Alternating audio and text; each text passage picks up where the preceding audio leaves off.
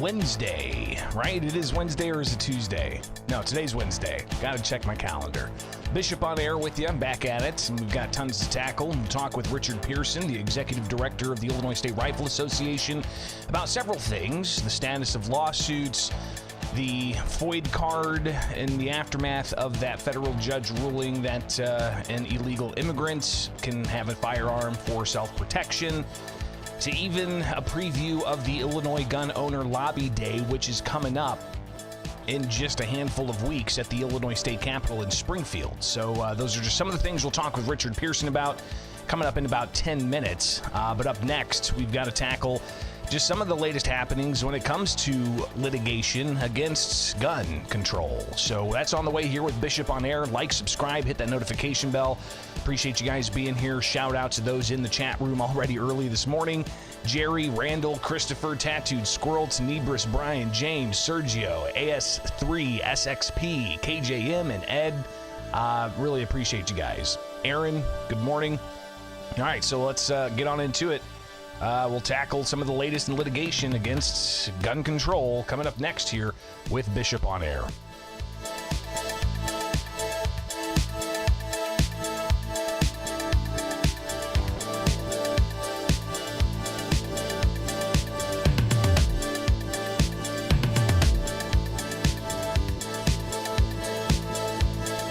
Latest in the lawsuit that the National Shooting Sports Foundation has against the state of Illinois' firearm industry liability law has a federal judge granting the plaintiff's motion to file supplemental notice in the challenge against that law, citing the law being used by the city of Chicago to sue Glock.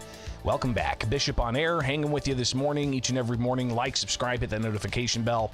So we've been talking about, of course, a lot of the litigation against various gun control measures in the state of Illinois, and we still have pending the Southern District of Illinois Federal Court in their case moving forward with the merits of the gun ban that was enacted in January of 2023.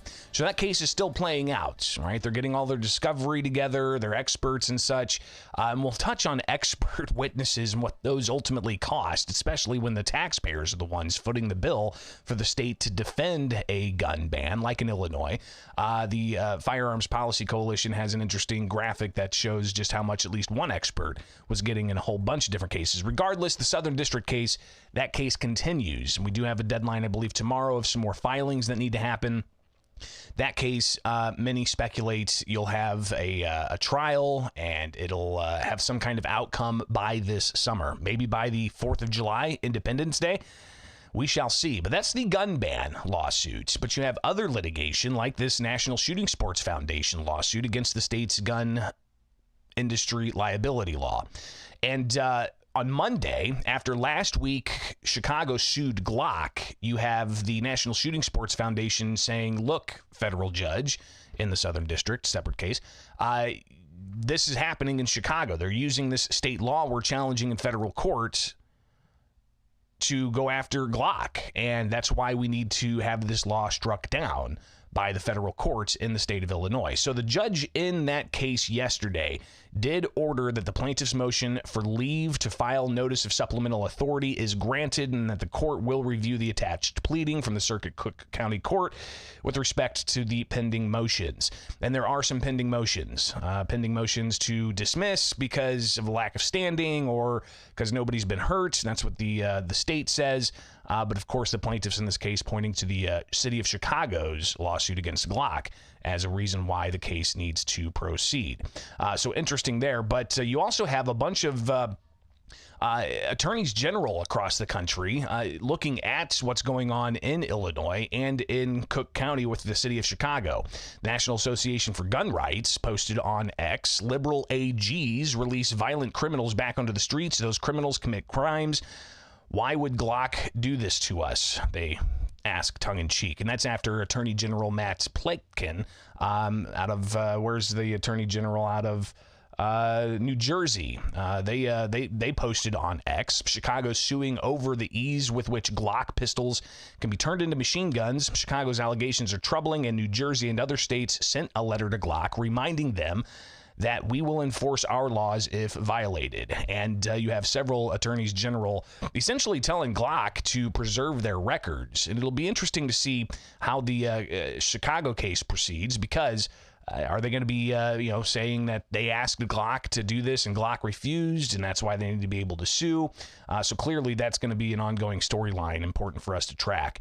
But it's not the only thing that's happening in the gun industry. You've got The Guardian reporting that Arizona has a court that ruled that Mexico can proceed with lawsuits against 5 U.S. gun dealers.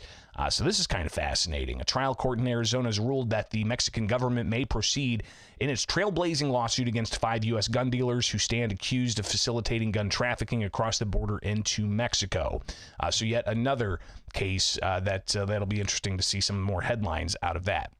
But as all of this litigation continues throughout the judiciary, you've got questions about new laws. And while most of the country now, 28 states or is it 27 states now have constitutional carry, where people can carry a firearm without having to get a permit. In the state of Illinois, we have concealed carry with permit. So you have to actually apply to be able to conceal carry in the state of Illinois. But other states have moved to remove some of those types of limitations.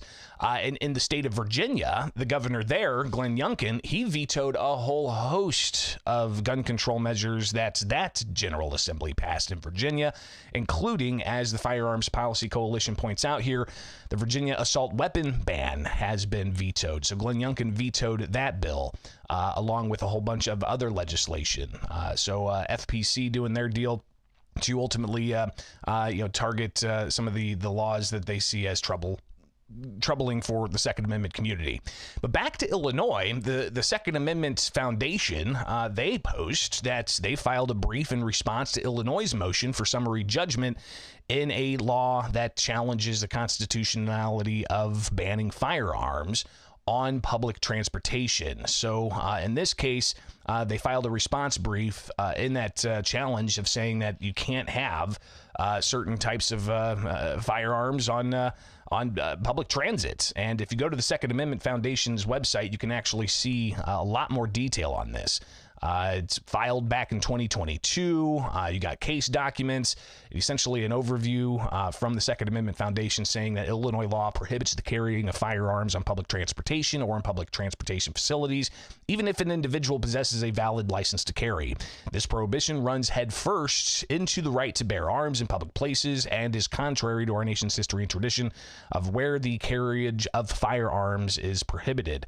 In fact, there were statutes which required the carrying of arms when traveling or away from home. So we'll see how that case proceeds. Of course, a lot of different ins and outs of Illinois laws and how they're being challenged. But when the state is defending a law, they're doing so on taxpayer dollars, right? I mean, the state is funded by taxpayer dollars. And the Firearms Policy Coalition points out that, Firearms Policy Coalition, they highlight one particular expert in particular with a lot of money going their way. And in the case Harold versus Raoul, this expert got $200 an hour per his brief to defend Illinois' assault weapons ban and standard capacity magazine ban. So just fascinating to see some of those types of things, especially whenever we look at the ongoing litigation in the state of Illinois and beyond. So again, let's take a look at that. Harold versus Raoul, $200 an hour one expert got to file stuff. $150 an hour in Miller v. Bonta, Weiss v. Bonta, $150 an hour. Vanderstock v. Garland joined another brief supporting unconstitutional ATF rulemaking. So, a lot of interesting things there when it comes to just how much tax dollars go to pay experts to defend laws people say are unconstitutional. So a lot of moving pieces there. Hopefully it enlightens you this morning with Bishop on Air. Greatly appreciate you guys being here each and every weekday morning. Stay tuned. We've got Richard Pearson. He's going to be joining us from the Illinois State Rifle Association in just moments here with Bishop on Air.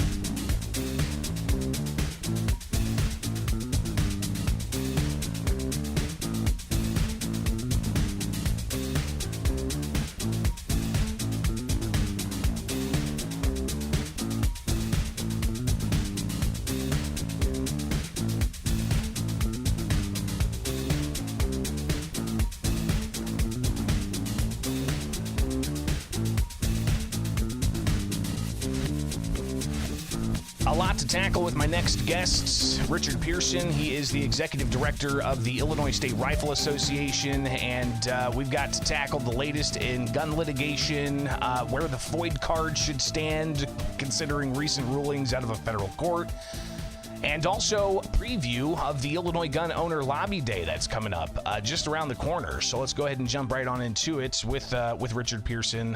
Thanks for taking time with us this morning, live on the program with Bishop on Air. Be sure to like, subscribe, and hit that notification bell. But if you could, let's start with iGold, the Illinois Gun Owner Lobby Day. That's coming up just around the corner, and you're expecting to see potentially thousands of gun owners hit the streets of Springfield. What do you expect to see? Well, we had more interest than we've ever had in Lobby Day since 2013. So I expect a good crowd. We have several buses coming, and so we're looking forward to a great event. We have a great speaker, Alan Gottlieb, who has won more court cases for the Second Amendment than any other person in history. And so we're looking forward to that. And I'm looking forward to his speech and seeing all of our friends in the gun owning community. So this clearly is, a showing of force, so to speak. What are some of the things you guys are going to be focusing on? Of course, I imagine, the gun ban's top of mind for a lot of people, but there's a lot of other litigation out there concerning Illinois laws and the control that's imposed upon gun owners. What are some of the things that you're hoping to get across with the potentially thousands of people from across the states on Illinois Gun Owner Lobby Day? Well, first of all, that, we have to go see our legislators, let them know that the gun owners are here, that they're watching, and they're going to be a force in the upcoming election. And so we want to influence them in that manner. We'll have some bills that we oppose, some bills that we support, and we'll be letting them know what they are. So we'll be moving right along with that. We'll talk about litigation also. We have, of course, our case pending before the U.S. Supreme Court. I would expect that case to be heard in late May, and hopefully have a decision by July, I hope. So April 18th is when it's going to happen. You've got more information available on this event at isra.org.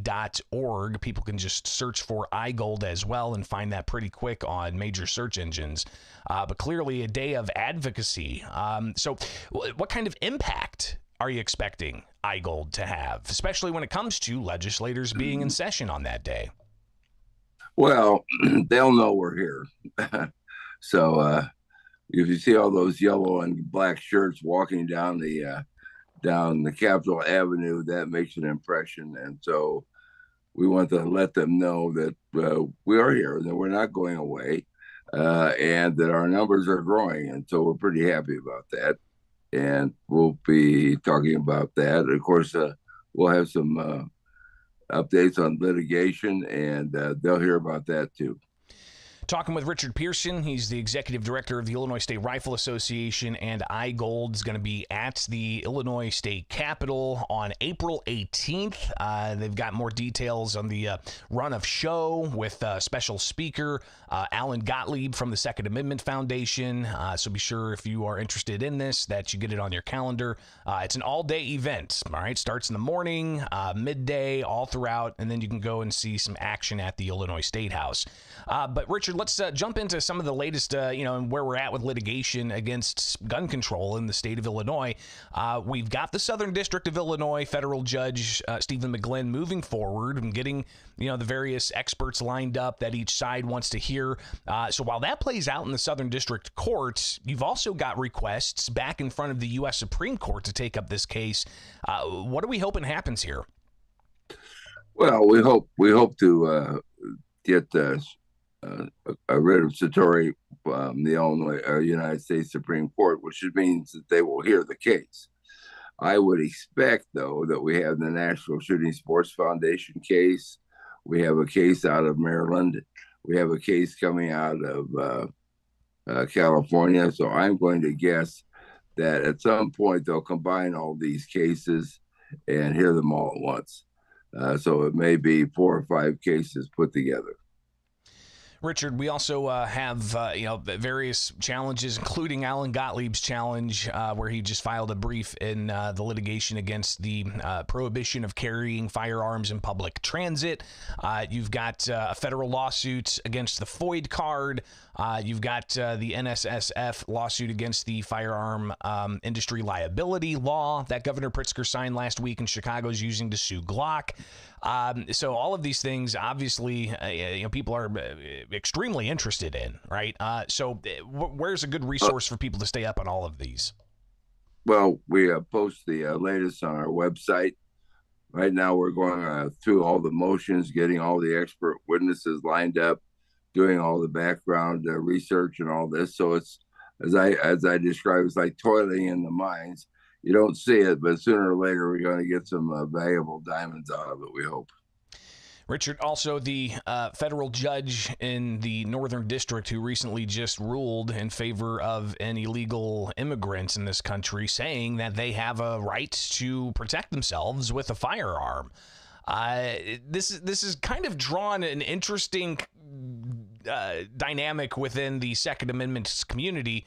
Some people say that illegal immigrants shouldn't have rights bestowed by the U.S. Constitution to the people. Others say that anybody can be the people, and the Bill of Rights pertains to them. It's citizens who have certain things spelled out in the Constitution as to how they can interact with government. But at the same time, you've got people saying, well, if this is the case, the FOID card, the firearm owner ID card, should be no more. What are your thoughts? Where do you stand on that, or is it kind of a mix of both? It's a little mix of both, of course, but if illegal immigrants can have a firearm without a FOID card, then why do FOID card holders have to pay $10 a year and be watched constantly by the Illinois State Police? So what we've done here is we have a counterattack on the FOID card, because if they don't need it, we don't need it. Richard, will that be a message taken to the State House with Illinois Gun Owner Lobby Day? Is that something you think you can get across to some of those who are more proponents of things we're seeing at the State House, like increasing the red flag law, looking at prohibiting certain types of firearms in the home, or requiring safes, or whatever, requiring training, as we've seen proposed as well, fingerprints. I mean, a whole host of other things that have been proposed over the past few years at the State House. Is there a way to get across to those who support more gun control with this ruling that says, I mean, look at the Constitution's plain language, shall not be infringed? Well, that's exactly right. So we're going to put the face of law-abiding gun owners in front of the state legislature and let them see what they really look like. We're not going to, of course, support anything that gives criminals firearms. But and of course, the other thing we're going to do is we're going to let them know about this recent court ruling in Northern Illinois. We're going to make that a point to them also, that why do we need the FOID card if illegal immigrants can have a firearm without one? So there'll be other things too. We're moving along, by the way, with the Brown case, which is the case out of White County about a lady who defended herself but didn't have a FOID card, and so she got in trouble for that, of course. And so we have the case there that says that you don't need a FOID card. The FOID card is unconstitutional, and right now we're pressing forward with that case. Richard, in that case has gone up and down, right? Like we're on the second up. Is that where we're headed here to go back up to the Illinois Supreme Court? We got up, down, up, down. I think we're on the third up. Wow.